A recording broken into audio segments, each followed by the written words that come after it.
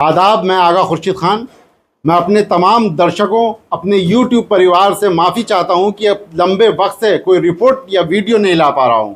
कुछ तकनीकी परेशानी और कुछ ज़ाती परेशानियों में उलझे रहने की वजह से ये मुमकिन नहीं हो पाया कि मैं आपसे अलग अलग तमाम मुद्दों पर अपनी बात रख सकूं।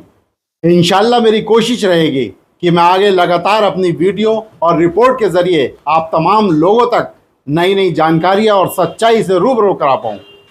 आज मैं उस अजीम शख्सियत के बारे में बात करूंगा जिन्होंने न जाने कितने गरीब किसान नौजवानों की उम्मीदों को रास्ता दिया, बल्कि इस देश की सबसे बड़ी ताकत किसानों को उनकी आवाज़ दी, उनको ताकत दी कि वह अपने दम पर किसी भी सत्ता के सिंहासन को हिला सकें।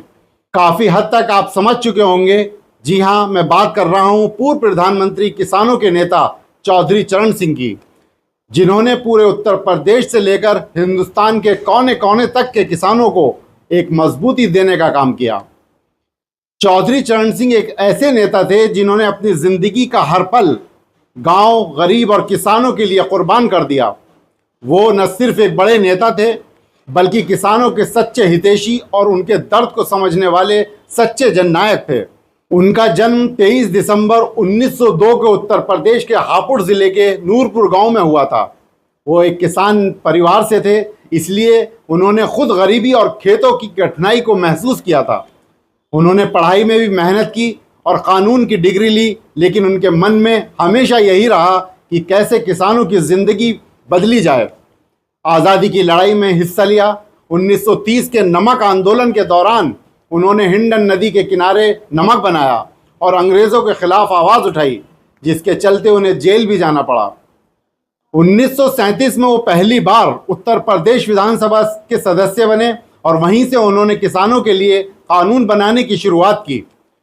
1939 में उन्होंने कर्ज माफ़ी कानून बनाया, जिससे किसानों की ज़मीन की नीलामी रुक गई। इसके बाद उन्होंने मंडी कानून की नींव रखी, जिससे किसानों को अपनी उपज का सही दाम मिलने लगा। चौधरी चरण सिंह का सबसे बड़ा योगदान जमींदारी प्रथा को ख़त्म करना था। उनके बनाए कानूनों की वजह से हज़ारों किसान ज़मीन के असली मालिक बन गए।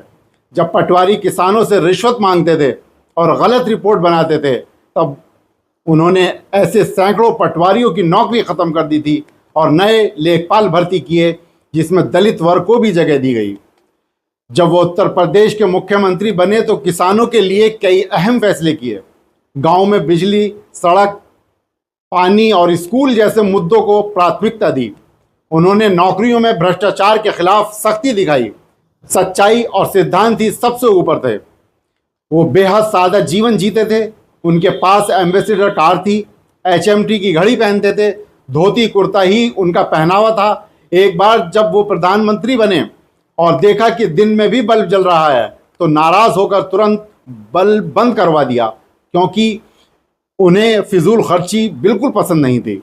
उनकी राजनीति सीधी और सच्ची थी, कभी झूठे वादे नहीं किए।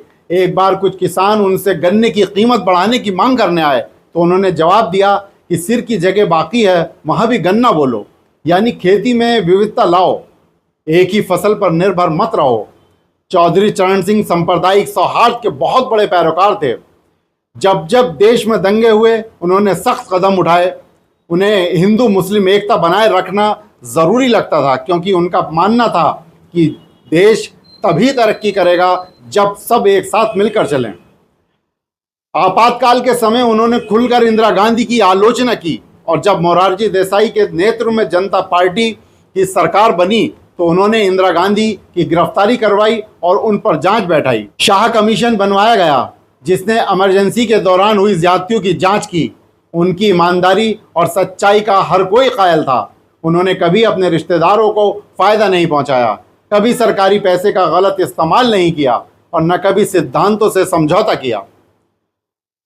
उनका देहांत 29 मई 1987 को हुआ, लेकिन उनकी विचारधारा आज भी जिंदा है। किसानों के लिए उन्होंने जो संघर्ष किया, वो आज भी लोगों को प्रेरित करता है। उन्होंने राजनीति को सेवा का माध्यम माना और सादगी को जीवन का हिस्सा। चौधरी चरण सिंह सिर्फ एक नेता नहीं, बल्कि भारत के करोड़ों किसानों की उम्मीद का नाम थे। उनके जीवन से हमें ये सीख मिलती है कि राजनीति में भी ईमानदारी, सच्चाई और सेवा से बड़ा कुछ नहीं होता।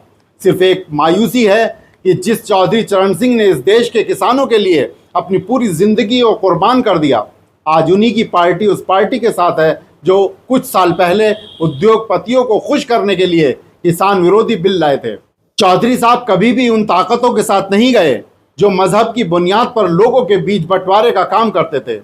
चौधरी साहब की पहचान हमेशा से किसान नेता और धर्मनिरपेक्ष नेता के तौर पर रही है। चौधरी साहब को हम खिराज अकीदत पेश करते हैं और उम्मीद भी करते हैं कि आने वाले वक्त में उनकी पार्टी चौधरी साहब की उस विचारधारा को जिंदा रखेगी जिसमें गरीब किसानों को मजबूत करने और सांप्रदायिक ताकतों को कमज़ोर करने की बात की है। शुक्रिया।